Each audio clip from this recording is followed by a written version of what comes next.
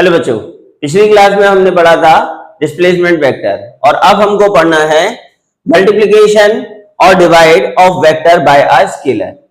यानी अगर हम किसी वेक्टर क्वांटिटी को स्केलर क्वांटिटी से मल्टीप्लाई करते हैं या फिर डिवाइड करते हैं तो वो जो फिजिकल क्वांटिटी होती है वो हमारी वेक्टर क्वांटिटी ही रहती है। तो इसका मतलब ये हुआ if we multiply or divide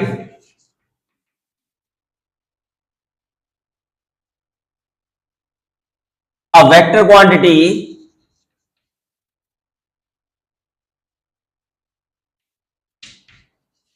by scalar,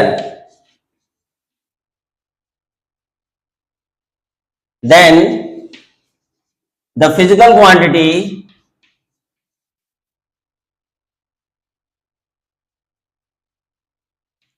remains vector. इसका मतलब ये हुआ कि वो क्वांटिटी हमारी कैसी रहेगी, वेक्टर क्वांटिटी ही रहेगी। ये जैसे हमने यहां पर लिया एक वेक्टर क्वांटिटी है a और इसको हमने मल्टीप्लाई कर दिया स्केलर क्वांटिटी k से। यहां पर k क्या है, स्केलर है। अगर हम स्केलर से वेक्टर को मल्टीप्लाई करेंगे तो वो हमारी वेक्टर क्वांटिटी ही होगी। फॉर एग्जाम्पल यहां हम एक एग्जाम्पल देते हैं और ये तुम लोगों को पता भी है, तुम लोगों ने ये फॉर्मूला पढ़ा हुआ है। फॉर्मूला होता है हमारा F is equals to m into a। यानी इस एक्सेलरेशन को अगर हम मास, एक्सेलरेशन क्या है, वेक्टर क्वांटिटी, और मास क्या है, स्केलर क्वांटिटी, इसको मल्टीप्लाई करते हैं तो रिजल्टेंट जो आता है force, it is also a vector quantity. ठीक है। इसी तरीके से अगर हम यहां पर कहते हैं किसी वेक्टर क्वांटिटी को अगर स्केलर से डिवाइड कर दिया जाए तब भी वो वेक्टर क्वांटिटी ही रहेगी। ठीक है। इसी को यहां से ले लेते हैं तो A इज इक्वल्स टू क्या होगा, F अपॉन m। यानी अगर हम फोर्स को, फोर्स वेक्टर क्वांटिटी है और मास क्या है, स्केलर क्वांटिटी, तो फोर्स को मास से डिवाइड करते हैं तो वेक्टर क्वांटिटी यानी एक्सेलरेशन आता है, एक्सेलरेशन यानी वेक्टर क्वांटिटी आता है। इसका मतलब ये हुआ कि मल्टीप्लाई या डिवाइड करने से केवल उसका मैग्नीट्यूड चेंज होता है, डायरेक्शन चेंज नहीं होती है। एक एग्जांपल लेते हैं हम यहां पर। एग्जांपल है एक वेक्टर नॉर्थ डायरेक्शन में दिया हुआ है। A vector A is any vector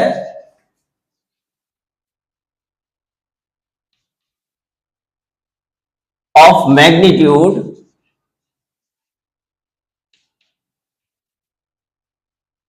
10 unit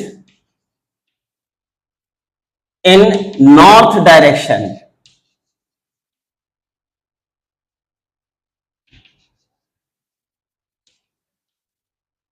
Find, हमसे कह रहा है, फर्स्ट पार्ट में क्या बोल रहा है हमसे, 2a क्या होगा। सेकंड पार्ट में हमसे बोल रहा है 5a क्या होगा। थर्ड पार्ट में बोल रहा है a/2, what is the values of this. तो यहां पर हम कह रहे हैं 2a, तो 2 इज मल्टीप्लाइड बाई 10, तो कितना हो जाएगा ये 20 यूनिट। कितना है हमारा a का मैग्नीट्यूड, 10 यूनिट, तो ये हो जाएगा 20 unit in north direction. Direction हमारी वही रहेगी, चेंज नहीं होगी। पहले हमारा वेक्टर था a, ये वेक्टर था नॉर्थ डायरेक्शन में a वेक्टर, ये 10 यूनिट का है अगर, तो 2a कितना हो जाएगा, इट इज डबल। ये हमने इसका वेक्टर डायग्राम ड्रॉ कर दिया, ये डबल हो गया 20 यूनिट का और ये होगा 2a वेक्टर। इसका मैग्नीट्यूड क्या होगा, 20 यूनिट। समझ में आया। सेम कंडीशन हम यहां पर लेते हैं 5a, तो 5a ये क्या था, 2a इक्वल्स टू, ठीक है, और 5a क्या हो जाएगा, इट इज 5 इंटू 10 यानी 50 यूनिट इन नॉर्थ। ये लिखना पड़ेगा हमको डायरेक्शन भी, क्योंकि हमें पता है किसी भी वेक्टर में दो चीजें होती हैं, एक मैग्नीट्यूड और दूसरा डायरेक्शन। तो मैग्नीट्यूड 50 यूनिट और डायरेक्शन नॉर्थ। अब थर्ड पार्ट क्या है हमारा, ये थर्ड पार्ट है a/2, तो a/2 इक्वल्स टू कितना हो जाएगा 10/2 यानी 5 यूनिट, और डायरेक्शन वही रहेगी नॉर्थ डायरेक्शन। समझ में आया, क्लियर हो गया। अब हमें पढ़ना है बच्चों मोस्ट इंपॉर्टेंट इस चैप्टर की जान, वो है multiplication of two vectors.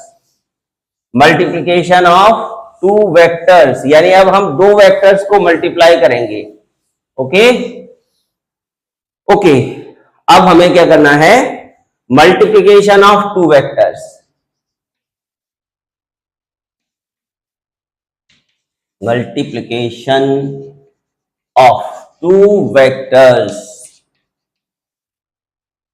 Okay ठीक है, अब हम यहां पर बात करते हैं कि ये कितने टाइप का होता है, ये भी दो टाइप का होता है।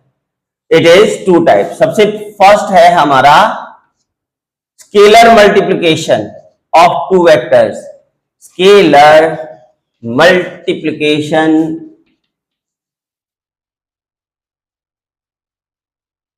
Of two vectors. मतलब क्या हुआ इसका, इसका मतलब ये हुआ कि अगर हम दो वेक्टर को मल्टीप्लाई करेंगे तो वो जो क्वांटिटी आएगी वो स्केलर होगी। इसको हम बोलते हैं डॉट प्रोडक्ट। क्या होता है ये, डॉट प्रोडक्ट। ओके ठीक है, देखिए ये है हमारा स्केलर मल्टीप्लिकेशन। सबसे पहले इसका फॉर्मूला पढ़ते हैं, क्या होता है। It is a dot B equals to होता है मॉड a मॉड b यानी magnitude of a magnitude of b into cos theta. ये है हमारा पहला वेक्टर a, ये दूसरा वेक्टर है जो इससे थीटा एंगल बना रहा है, ये वेक्टर a है, ये वेक्टर b है, और ये इन दोनों वेक्टर का डॉट प्रोडक्ट है क्या, a b cos theta. It is a scalar quantity. तो सबसे पहले हम यहां पर बात करते हैं क्या कि dot product of two vectors या scalar product of two vector is a scalar quantity. क्या लिखेंगे, डॉट प्रोडक्ट और स्केलर प्रोडक्ट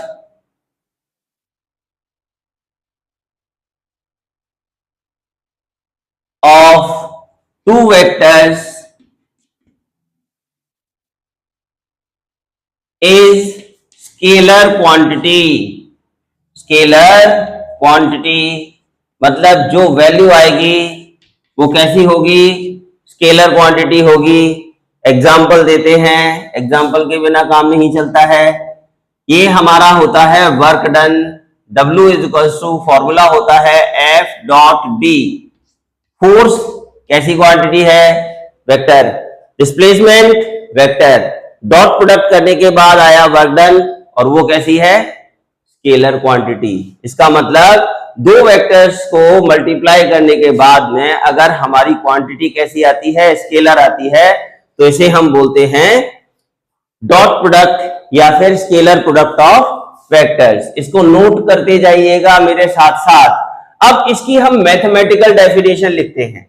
मैथमेटिकल डेफिनेशन वो भी दो हैं, यहां पर हम बहुत इत्मीनान से इसको समझते हैं और बहुत इंपॉर्टेंट टॉपिक है ये।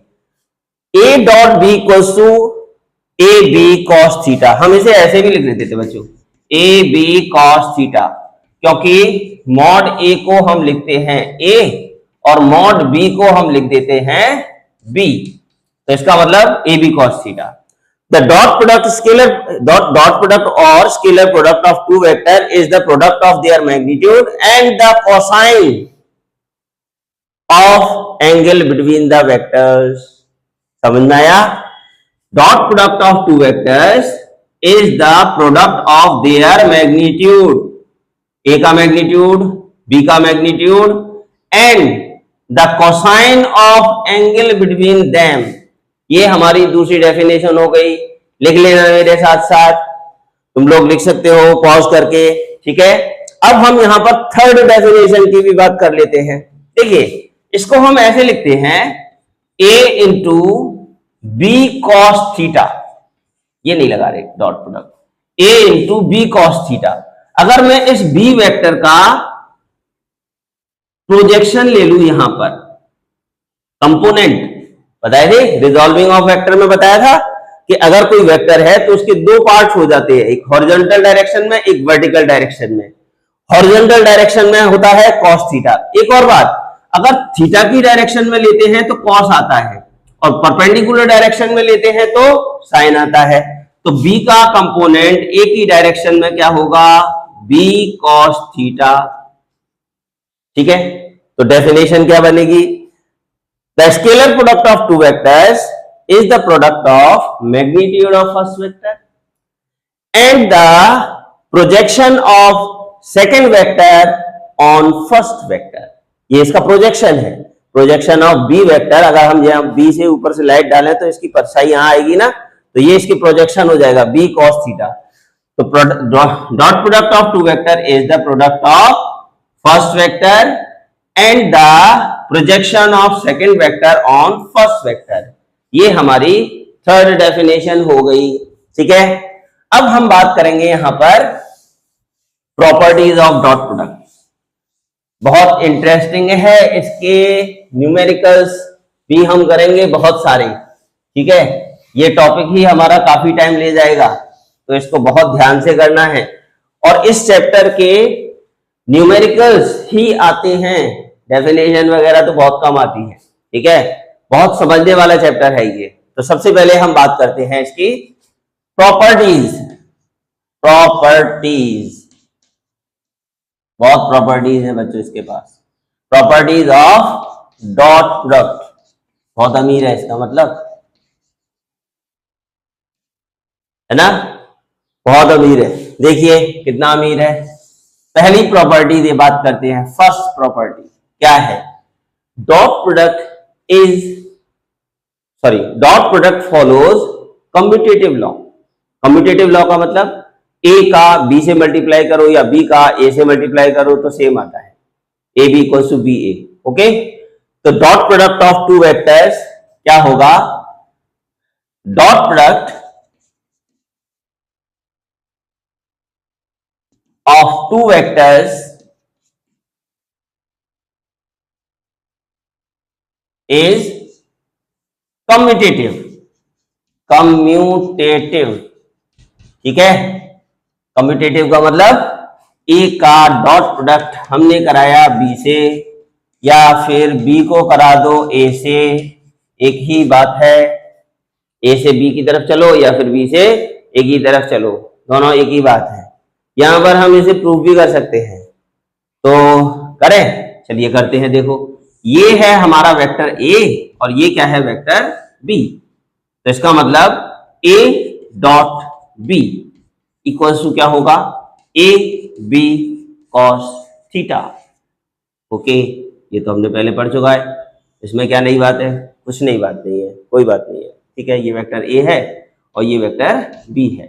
अब हम बात कर रहे हैं बी डॉट ए, वेक्टर लगाना भूल गए, बी डॉट ए, तो ये हो जाएगा बी ए कॉस, बी और ए के बीच में एंगल थीटा नहीं, ये चले हम एंटी क्लॉकवाइज, यहां से फिर से एंटी क्लॉकवाइज चलोगे तो क्या होगा, 360 minus theta.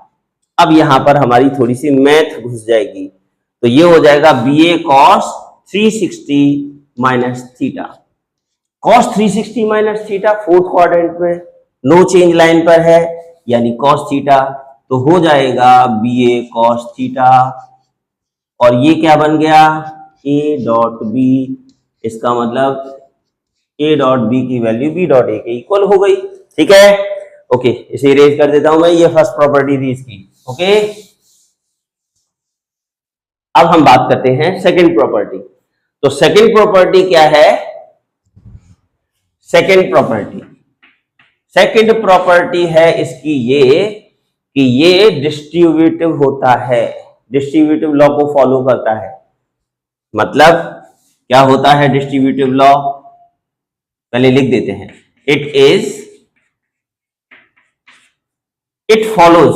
It follows distributive law.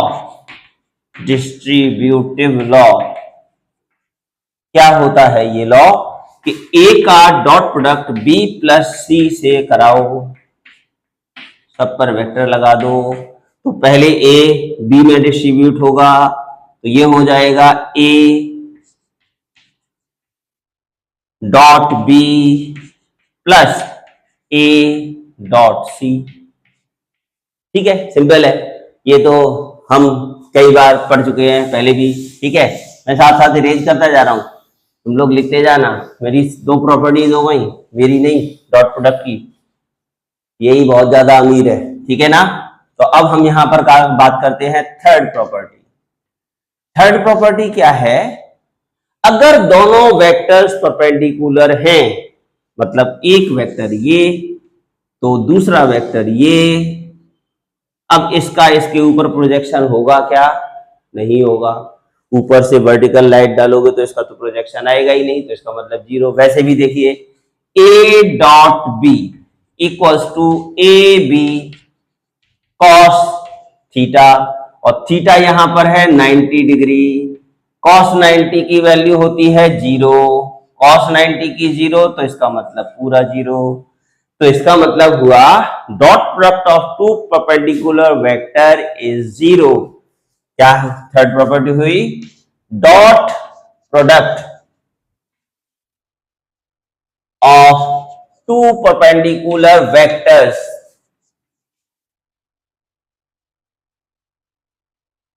Cooler भी यही लगा देते हैं, ठंडक मिलती रहेगी।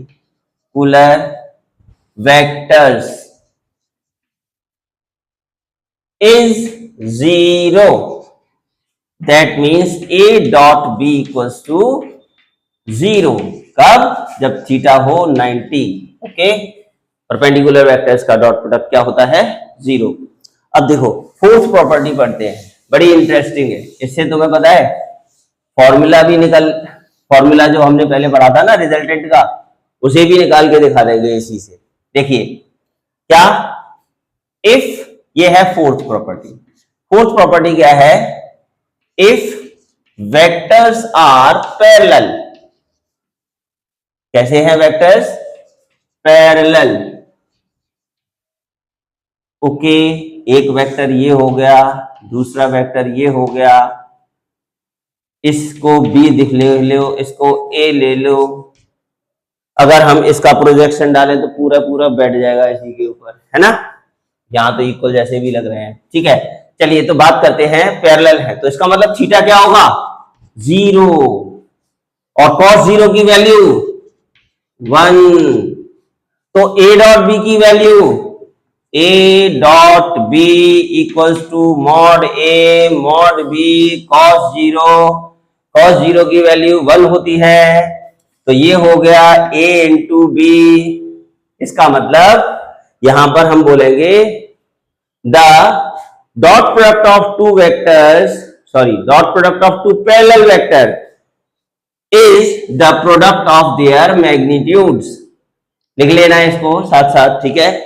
अब यहां पर मैं तुम लोगों को बता रहा था इंपॉर्टेंट बात कि मैं फॉर्मूला इसको डेराइव कर सकते हैं। मान लीजिए एक वेक्टर है हमारा आर वेक्टर, ये दो वेक्टर्स का सम है vector A plus vector B. ठीक है, अच्छा एक चीज और, अगर मैं ए का डॉट प्रोडक्ट ए से करूं, यहां तो ये तो बताना भूल ही गया, A dot A equals to क्या होगा? मॉड ए कॉस जीरो, क्योंकि ए और ए के बीच में तो एंगल जीरो ही होगा ना, तो ये तो कॉस जीरो 1 हो गया, और ए का ए से मल्टीप्लाई करोगे तो क्या आएगा? ए स्क्वायर, जिसे तुम लिख सकते हो मॉड ए स्क्वायर। ठीक है, यहां पर हम इसे क्या लिख सकते हैं? Mod A square. ये इसमें मिल गया है, मिक्सअप हो गया है, अलग कर देते हैं इसको। भाई तू अलग हो जा, ऊपर हो जा, हमको तो इससे बात करनी है। हम यहां पर बोल रहे हैं कि अगर हम आर का डॉट प्रोडक्ट आर से करा दें तो क्या होगा? तो ये होगा कि a प्लस बी का dot product a plus B से ही कराना पड़ेगा। Okay, R dot R mod R का स्क्वायर। ठीक है, मॉड में तो लगेगा यहां पर। अब हम इसको करते हैं डिस्ट्रीब्यूटिव लॉ। क्या, A dot A plus A dot B plus B dot A plus B dot B. Okay, mod R square is equals to A dot A mod A square, A dot पहले से ले लेते, B dot B mod B square. Okay, plus A dot B plus B dot A, अभी बताया था A dot B dot A के equal होता है, तो इसका मतलब मैं इसको लिख सकता हूं, यहां लिख देता हूं, A dot B equals to B dot A. Vector लगाना जरूर भूलना मत। तो ये हो जाएगा हमारा, ये क्या प्लस क्यों आएगा, ये हो जाएगा plus A dot B plus B dot A, यानी twice of A dot B. ठीक है, ओके, ए डॉट बी की value A B cos theta रख दे, तो मॉड आर को तो लिख दे R square equals to A square plus B square plus 2ab cos theta. मजे आ रहे हैं? देखिए, एनालिटिकल में भी हमने यही फॉर्मूला प्रूव किया था, तो रिजल्टेंट का फॉर्मूला आ गया। बहुत अच्छा लगा। ओके, और भी अच्छा लगाते हैं। अब हम बात करते हैं dot product of orthogonal vectors. क्या? Dot product of orthogonal vectors. ठीक है, करते हैं। ओके, प्रॉपर्टी चली रही है, चलो चलने दो। ये कौन सा नंबर होगा? अब नंबर तुम लिख लेना, मैं स्टार बना देता हूं। ठीक है, क्या है? डॉट प्रोडक्ट ऑफ क्या? Orthogonal vectors.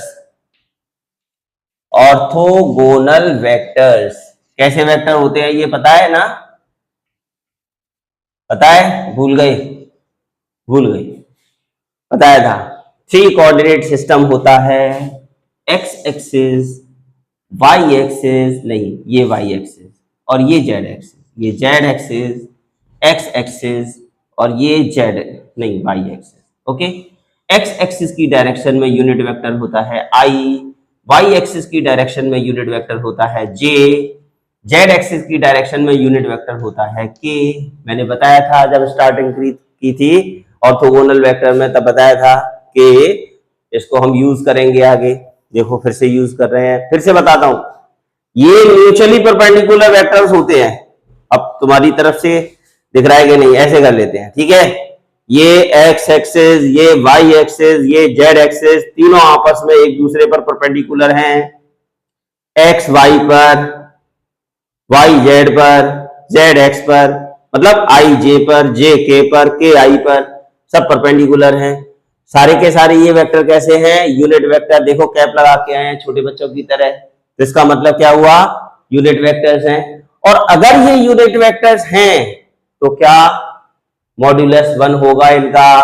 Mod I equals to mod J equals to mod K equals to 1। ठीक है, okay, mod I equals to mod J equals to mod K equals to 1। तो हम लेते हैं यहां पर आई डॉट आई, क्या होगा भाई? मॉड आई का होल स्क्वायर होगा। अभी पढ़ा था ए डॉट ए की वैल्यू मॉड ए का स्क्वायर होता है। मॉड आई की वैल्यू 1, तो 1 का स्क्वायर 1, खत्म। जे डॉट जे की वैल्यू वो भी 1 होगी, फिर अलग से क्यों लिखना? के डॉट के की वैल्यू वो भी 1 होगी। ओके, आई डॉट जे क्या होगा? अभी बताया था, याद तो है, आई और जे परपेंडिकुलर होते हैं। और उससे पहले बताया था कि परपेंडिकुलर वेक्टर्स का डॉट प्रोडक्ट 0 होता है। तो इसका मतलब आई डॉट जे की वैल्यू क्या हो जाएगी? 0। यस, 0। चलो इसे एक बार एक लिख लेते हैं, मॉड आई मॉड जे इंटू कॉस 90, क्योंकि परपेंडिकुलर होते हैं तो 0 हो गया है। तो जे डॉट के की वैल्यू, जे डॉट के इज इक्वल्स टू 0, के डॉट आई ये भी 0, यानी सारे के सारे 0 हो गए। अब हम थोड़ा और बात करते हैं, लिख लेना, मैं तो बिना बताए ही इरेज कर देता हूं, पर तुम लोगों के पास एक हथियार है, पॉज करके नोट कर सकते हो, है ना। तो इसका मतलब ये हुआ, यहां पर हमने इससे पहले वीडियो में क्या देखा था कि किसी भी वेक्टर को जब हम रिप्रेजेंट करते हैं तो उसको हम IJK की फॉर्म में रिप्रेजेंट कर सकते हैं। कोई स्पेस में पॉइंट है, उस पॉइंट को ओरिजिन से ज्वाइन करते हैं तो क्या बन जाता है, वो बन जाता है पोजीशन वेक्टर। याद आया, ये मैंने ले लिया यहां पर एक पॉइंट और इस पॉइंट को मैंने नाम दे दिया A। इसके वेक्टर, इसका ये पॉइंट है A और इसके कोऑर्डिनेट हमने मान लीजिए ऐसे है AX AY AZ। ये इसलिए ले रहे हैं क्योंकि A वेक्टर के कंपोनेंट हो गए, A वेक्टर का कंपोनेंट या A वेक्टर का प्रोजेक्शन X एक्सिस पर, A वेक्टर का प्रोजेक्शन Y एक्सिस पर, A वेक्टर का प्रोजेक्शन Z एक्सिस पर। तो इसका मतलब कंप्लीट वेक्टर कैसे बना देंगे, ऐसे बना देंगे। A वेक्टर, इसे हम पोजीशन वेक्टर है वैसे ये OA इज इक्वल टू, इसे हम A लिख रहे हैं, A vector is equal to क्या होगा, AXI plus AYJ plus AZ K। Okay, ठीक है। इसका मैग्नीट्यूड तो निकालना हमने सीखा ही था, फिर से देख लेते हैं एक बार। क्या होगा, अंडर रूट के अंदर AX square plus AY square plus AZ square. बहुत सारे क्वेश्चंस करेंगे हम इस पर बेस्ड। ओके ओके, ये आ गया। मान लो यहीं पर हमने कोई दूसरा वेक्टर ले लिया, काफी भीड़ भाड़ हो गई है इसमें, तो इस भीड़ भाड़ को खत्म कर देते हैं। ओके, ये IJK को हटा देते हैं अभी यहां से। चलिए, इन्हें तो हमने बगल में लिख ही लिया है, और या फिर लिख लेते हैं यहाँ पर K, ये यहाँ पर I और यहाँ पर ये है J। ठीक है, ये मैंने एक और वेक्टर ले लिया, इसको बोला B। ये कौन है, OA position vector of A। ये कौन है, OB position vector of B। ये कौन है, O तो लिखना ही भूल जाते हैं। ओके, तो B वेक्टर क्या होगा, B vector equals to BXI plus BYJ plus BZK, है ना। भूल जाते हैं ज्यादा, यहां लिख लेते हैं इसके कोऑर्डिनेट्स को भी, BX BY BZ। इसका मतलब हमने इसको यहां पर ऐसे करके लिख दिया। अब हम ये बोल रहे हैं कि अगर A का डॉट प्रोडक्ट B से करेंगे तो क्या होगा, लिख लो बच्चों, AXI plus AYJ plus AZ के dot product of BXI plus BYJ plus BZ के। कैसा लगा, पता नहीं कैसा लगा।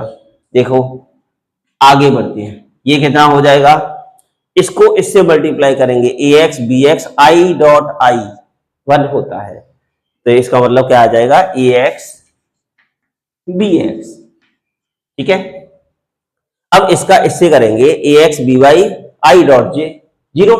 I डॉट J तो 0 होता है, मिटा दिया मैंने, तो इसका मतलब नहीं लिखेंगे। इसका इससे करेंगे तो I डॉट K ये भी 0 कर देगा, इसका इससे करेंगे J डॉट I ये भी 0 हो जाएगा, इसका इससे करेंगे तो आ जाएगा, क्या आएगा, AY BY। अब हम डायरेक्ट लिख देते हैं तो फिर लास्ट में तो यही आएगा, AZ BZ। इसका मतलब ये हुआ कि अगर हम ऑर्थोगोनल वेक्टर्स के फॉर्म में अगर कोई वेक्टर लिखा हुआ है, उसको हम सिंपल I के कोफिशिएंट को IK से, J वाले को J से और K वाले को K से मल्टीप्लाई कर दो तो A डॉट B की वैल्यू डायरेक्ट आ जाएगी। और ये क्वांटिटी कैसी होती है, स्केलर क्वांटिटी होती है। कैसी होती है, स्केलर क्वांटिटी। तो एक एग्जांपल भी ले लेते हैं साथ के साथ, बहुत इजी है, ज्यादा प्रॉब्लम तो नहीं है। देखो एक क्वेश्चन लेते हैं, सिंपल सा क्वेश्चन है, एक वेक्टर है A इज इक्वल टू दिया हुआ है 3I plus 2J plus 5k। Okay, B vector हमको दिया है 9i minus 4j plus 2k। हमसे बोल रहा है find A dot B. Find A dot B करते हैं। ए डॉट बी कैसे करते हैं? आई का, आई से 3 9 जा 27, 4 2 जा 8, साइन भी लेते हैं, प्लस माइनस माइनस, 4 2 जा 8, 5 2 जा 10 प्लस 10, 10 में से 8 माइनस करेंगे, नेगेटिव 8 है तो 2 रह गया, 2 इसमें ऐड करेंगे तो 29 आ गया। समझ में आया?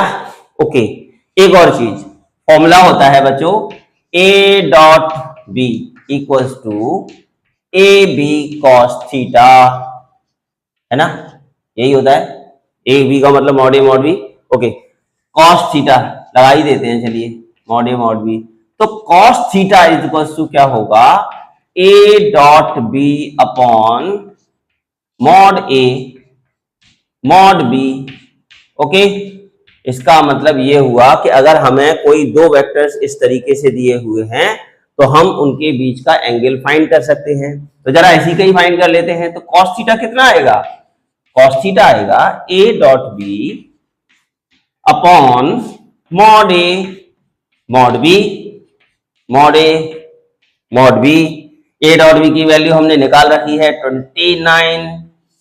मॉड ए को लिखेंगे अंडर रूट के अंदर, इसका स्क्वायर 3 का स्क्वायर 9 प्लस 4 2 का स्क्वायर 4 प्लस 5 का स्क्वायर 25 और square root of mod B की वैल्यू 9 का स्क्वायर 81 प्लस 4 का माइनस 4 का स्क्वायर प्लस 16 प्लस 2 का स्क्वायर यानी 4। तो ये हो जाएगा cos theta equals to 29 divided by 9 और 4 13 और ये कितना हो जाएगा? 38। यस 38, स्क्वायर रूट के अंदर 38 और ये हो जाएगा अंडर रूट के अंदर 81 प्लस 4 85 और 16 101। तो ये हो जाएगा हमारा 101। इसे सॉल्व करके कैलकुलेटर से वैल्यू फाइंड कर सकते हैं या फिर टेबल से, हमें तो पता नहीं है, तो इसलिए हम आंसर कैसे छोड़ेंगे एग्जाम्स में? Theta equals to cos inverse 29 upon square root of 38 into square root of 101। Okay बच्चों, अब हमारा आएगा क्रॉस प्रोडक्ट।